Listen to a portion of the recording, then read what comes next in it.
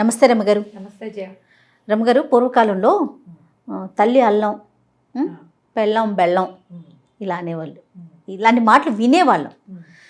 పెళ్ళి అయిపోతే చాలు పెళ్ళానికి ఎక్కువగా సపోర్ట్ చేసేస్తున్నాడని, లేకపోతే పెళ్లి చేస్తే పిల్లోడు మన చేయి దాటిపోతాడు, తల్లి మీద అంత ప్రేమ ఉండదు, సరిగ్గా చూసుకోడు అని ఇటు అటు అటు ఇటు చెప్పేస్తూనే ఉంటారండి. చాలా మాటలు బహుశా మనం సినిమాల్లో కూడా ఎక్కువగా చూస్తూ ఉంటాం. సీరియల్స్ కానీ సినిమాస్ కానీ దాని ఇంపాక్ట్ ఎక్కువగా ఉంటుంది.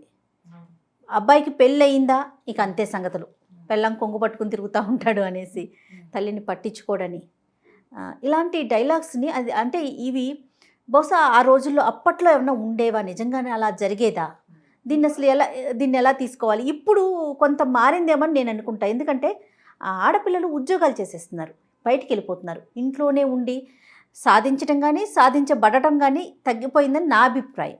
వ్యక్తి ఎవరైతే అబ్బాయి ఉంటాడో రెండింటిని బ్యాలెన్స్ చేసుకోవాలని నేను అనుకుంటాను. అది ఎంతవరకు చేసుకోవాలి, ఎటు సపోర్టివ్గా ఉండాలి, ఉండకూడదు, రెండు కూడా కదా, మీరేమంటారు? ఈ తల్లా పెళ్ళామా అనేది ఎప్పుడు ఉండేదే.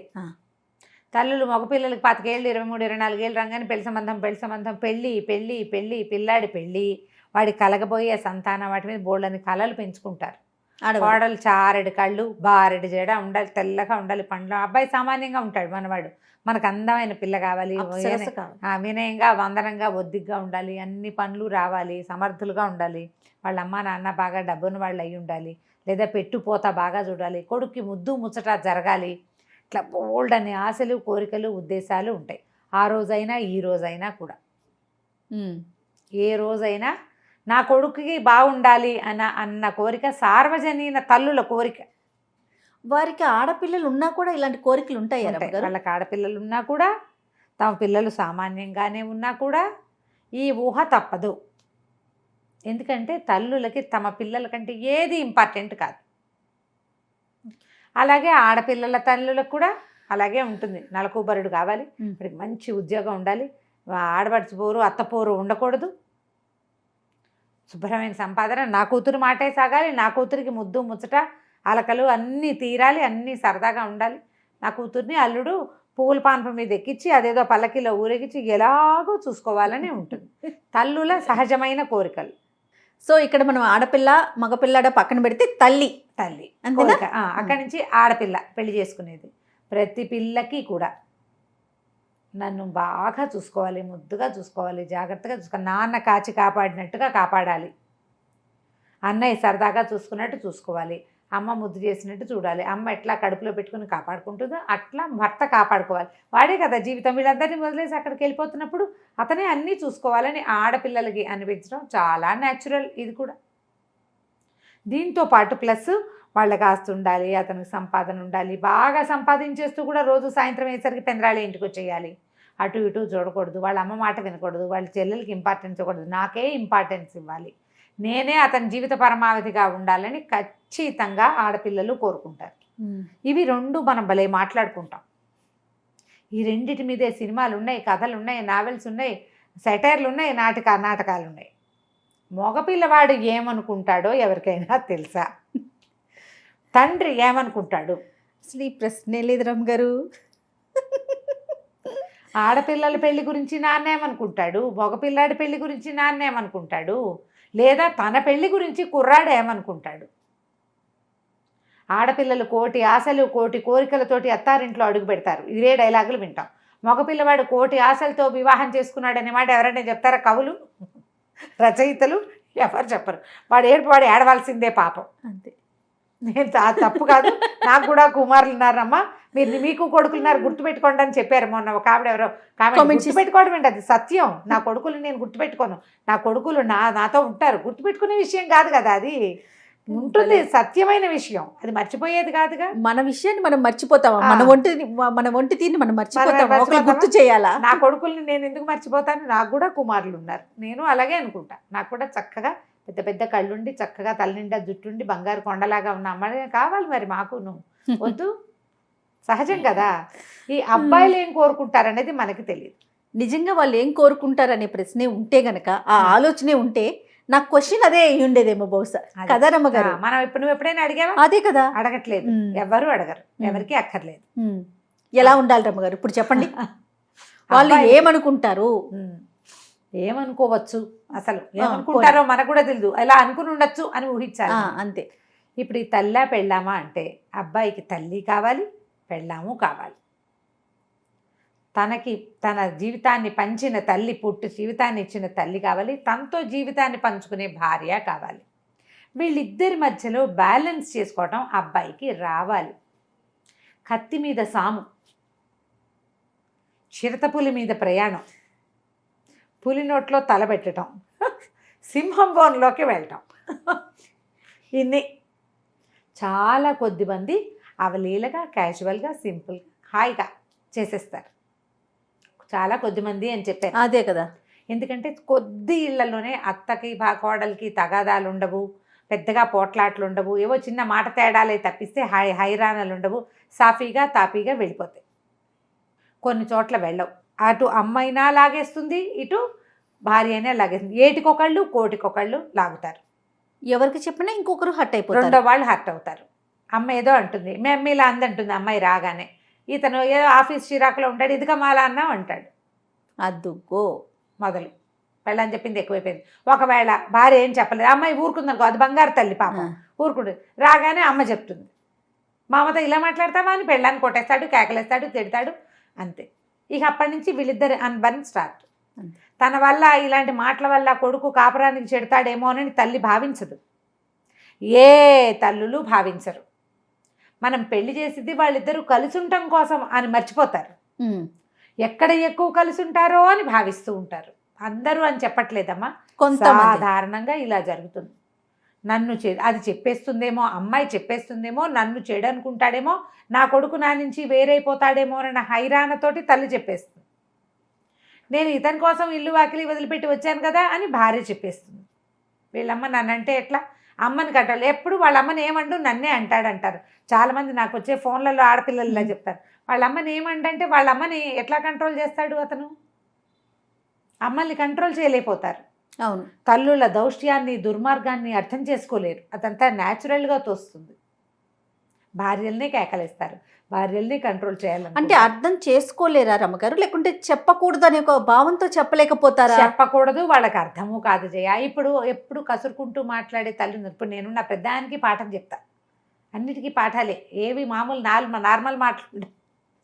ఈ ప్రైవేట్ క్లాస్ తీయించుకునే అలవాటు మా పిల్లలకు ఉంటుంది, కొత్తగా వచ్చిన పిల్లకు ఉండకపోవచ్చు. క్లాస్ కంట్రోల్ కావాలి నాకు, అందరికీ ఉంటుంది. ఇది కష్టం కదా. ఇప్పుడు ఇలా పాఠం చెప్పేవాళ్ళు, తిట్టేవాళ్ళు, విసుక్కునేవాళ్ళు, ఏదైనా తేడా రాగానే దుమదుమలాడుతూ అసలు రుసరుసలాడుతూ గట్టిగట్టిగా అరుస్తూ పనిచేసే ఆడవాడు కొంతమంది ఉంటారు. లేదా ఫోన్ చేసి అక్కయ్యకో చెల్లికో ఎవరో ఒకళ్ళకి పోసుకొచ్చినట్టు అన్నీ చెప్పేవాళ్ళు. ఈ కోడలు ఏమంటారు కానీ అమ్మాయి ఇలా చేసింది అలా చేసిందని కూతురికి ఫోన్ చేస్తారు, ఈ అమ్మాయి కొళ్ళు మండిపోతుంది. మీ అమ్మ అక్క కలిసి నా మీద చెప్పుకుంటున్నారు అంటుంది. మా అమ్మ అలాగే చెప్తుంది, ఏం పర్వాలేదు అంటాడు అబ్బాయి. చూసావా అమ్మని వెనకేసుకొచ్చాడు అనిపిస్తుంది అమ్మాయికి. ఎట్లా రమ్మగారు, హౌ టు హ్యాండిల్? అబ్బాయికి రావాలి, అదేనా? అంతే. ఇప్పుడు ఇదే సిచ్యువేషన్ అనుకుందాం. ఈ అమ్మాయి పిల్ల కోడలు ఏదో వంట చేయమంది, బంగాళదుంపలు కూర చేయమంది. ఈ పిల్ల ఇంతంతలా ముక్కలు తరిగి వేయించింది, ఆ ముక్కలు వేగలేదు, అత్తగారు ఏం మాట్లాడలేదు, తినేసింది. కూతురికి చెప్పింది, ఏమిటో దీనికి వంట రాదు ఏం రాదు, వాళ్ళ అమ్మ ఎట్లా పెంచింది ఏమో, నా లాభం జరిగింది ముక్కలు, అవి వేగలేదు, సావలేదు, తినలేక చచ్చాను అని కూతురికి చెప్పింది. ఈ పిల్ల విన్నది. అవును, ముక్కలు పెద్దవి తరుగుతున్నప్పుడు అత్తగారు చూసింది, అమ్మాయి అంత పెద్ద ముక్కలు కాదు కదా, కాదమ్మా చిన్నవి తరుగురా అని చెప్పచ్చు కదా, పోనీ వేగలేదు ఇట్లా కాదు అని నాకు చెప్పచ్చు కదా, నాకు నేర్పకుండా కూతురికి చెప్తుంది ఎందుకు అని ఈ అమ్మాయికి కోపం వచ్చింది. కుదిరితే అత్తగారితో పోట్లాడింది. సిచ్యువేషన్ ఇది నేను విన్నది కాదు, ఊహించి కథలాగా చెప్తున్నాయి. చెప్పింది అత్తగారికి, నాకే చెప్పచ్చు కదా అంది. నేను చెప్తే నువ్వేమనుకుంటావోనని చెప్పలేదనో ఇంకోటనో ఏదో అంటుంది. నువ్వు నా మీద వేరే వాళ్ళకి ఎందుకు చెప్తావు, వేరే వాళ్ళు కాదు నా కూతురు అంటుంది ఆవిడ. సాయంత్రం ఇంటికి వచ్చేసరికి ఈ అమ్మాయి ఏడుపు మొహం పెట్టుకుని ఉంటుంది, గదిలో ఉంటుంది, టీ ఇవ్వదు భర్తకి. వచ్చాక అతను అడుగుతాడు, చెప్తుంది, మీ అమ్మ మీ అక్క మీద, మా అమ్మ అన్నీ అట్లాగే చెప్తుంది, ఏం కాదులే మా అమ్మ అన్నీ చెప్పుకుంటుంది, మాట్లాడుకుంటుంది, మా అక్కే కదా చెప్పింది, ఏం కాదులే అన్నాడు అనుకో. తేరి చూసారా, వాళ్ళ అమ్మ నా మీద అందరికీ చెడ్డగా చెప్తుంటే బయట వాళ్ళు అనిపించేస్తుంది, ఆడపడుచు బయట అమ్మాయి అనిపిస్తుంది. పోనీ ఆడపడుచుని ఓన్ చేసుకుందామంటే ఆ ఆడపడుచులు అత్తగారు ఇద్దరు కలిసి ఈ పిల్లని ఒకటితో కాపురం చేసుకొనివ్వరు. మనం వీళ్ళని బయట వాళ్ళు అనలేము, సొంత వాళ్ళు అనలేకపోతాము. సిచ్యువేషన్ని బట్టి చేయాలి, వాళ్ళ మా తత్వాలని బట్టి. ఆడపడుచు బయటది కాదు, అతనికి ఆ సొంత అప్పచెల్లెలు. వాళ్ళు కూడా ఆ సొంతగా వాళ్ళు ఫీల్ అయ్యి మన తమ్ముడు, వాడి కాపురం, వాడి జీవితం. పోనీలేమ్మా, అమ్మాయి కూడా నా వయసు పిల్లే కదా, అంతే. ఏదో తెలిసి తెలియక. ఆ అమ్మాయి ఫోన్లో ఏమందో ఈ అమ్మాయికి తెలియదు, అత్తగారు చెప్పడం ఒకటే తెలిసింది. ఓకే, ఇతనేం అనలేదు. మొదలు ఇక్కడ స్టార్ట్. ఇక్కడి నుంచి ఆ అమ్మాయి ప్రతిసారి అత్తగారు ఫోన్లో మాట్లాడుతున్నప్పుడల్లా వచ్చేవి అక్కడ వేస్తుంది. ఆవిడ ఏం చెప్తుందో తన గురించి చెప్పేస్తుందేమో అని అనుమానం. మీ అమ్మ అక్క మాట్లాడుకున్నారు అంటుంది 4-5 సార్లు. ఏంటి నువ్వు మాట్లాడలేదా మేమతో? మా అమ్మ మా అక్క మాట్లాడుకుంటే నీకేంటి అంటాడు. ఇక మళ్ళీ స్టార్ట్. ఈ రోజున ఆ రోజే ఆ అబ్బాయి ఏం చెయ్యొచ్చు, ఇది 1 క్వశ్చన్. చాలా సింపుల్గా దాన్ని నవ్వుతూ తేల్చొచ్చు. ఎలా రమ్మగారు? ఆ అమ్మాయిని కూడా తీసుకొచ్చి ఏం కూర చేసావు కాదు, భార్యని అమ్మని ఏం కూర చేసావు అని అడిగి, ఈ కూర చేశాను ఇలా చేశాను అని చెప్పింది. మా అమ్మ దగ్గరే నీ సంగతి తెలుస్తానని తీసుకెళ్ళావు. మా అమ్మ వాళ్ళ అమ్మని, అమ్మ అట్లా కాదు, నీకు నచ్చలేదనుకో నువ్వు అక్కకు కాదు తనకు చెప్పు. ఏమ్మా నీకు ఓకే కదా, డైరెక్ట్గా చెప్తే నీకు ఓకే కదా, డైరెక్ట్గా చెప్తే నాకు ఓకే అని అమ్మాయితో అనిపించాలి. నాకే చెప్పకుండా మీ అక్కకి ఎందుకు చెప్పింది, ఇక రేపటి నుంచి నువ్వు ఇలా బట్టలు వేసుకున్నావు, నీ డ్రెస్ నాకు నచ్చలేదు అని చెప్తుంది అత్తగారు. ఈ బట్టలు బాగోలేదు, నువ్వు హ్యాండిల్ చేయగలవా? అదెంత ఇబ్బంది. దానికి రెడీ అవ్వాలి అమ్మాయిలు. డైరెక్ట్గా తనకే చెప్పమ్మా, తనకి చెప్పినాక కావాలంటే అక్కకి చెప్పు, నాతో చెప్పాక అక్కతో చెప్పినా ఓకే అంటుంది అమ్మాయి. ఈ సిచ్యువేషన్ని మగవాళ్ళకి కనుక హ్యాండిల్ చేయటం వచ్చిందా గొడవలే ఉండవు.